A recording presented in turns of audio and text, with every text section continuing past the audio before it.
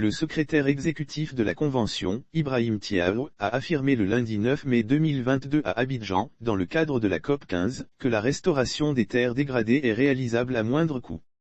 Au cours du sommet des chefs d'État et de gouvernement organisé à Abidjan, dans le cadre de la COP15, le secrétaire exécutif de la Convention, Ibrahim Thiaw, a laissé entendre que la restauration des terres dégradées peut se faire à moindre coût.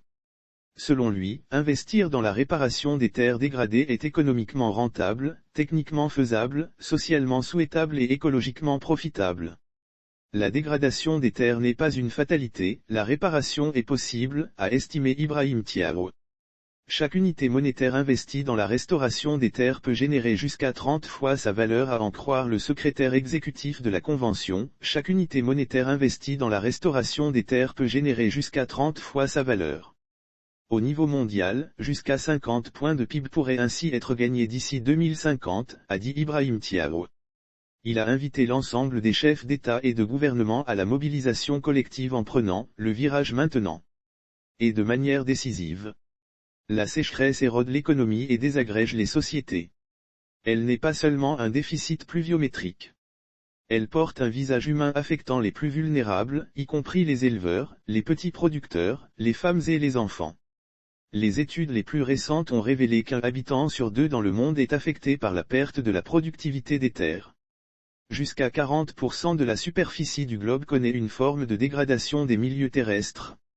Et les risques économiques sont sévères, jusqu'à la moitié du PIB mondial pourrait être affecté. Les pertes des terres fertiles entraînent des conséquences sur la santé humaine. Des études ont aussi démontré que les pertes de terres fertiles entraînent des conséquences sur la santé humaine. La perte des terres productives amplifie les migrations, elle provoque pauvreté, troubles sociaux et insécurité. Lire aussi ouverture à Abidjan de la COP15 / Alassane Ouattara, la réalité nous impose d'agir de toute urgence. Ibrahim Thiaw a salué la présence à cette conférence, de chefs d'État et de gouvernement, qui saisissent toute la centralité des questions liées à la déforestation et la sécheresse.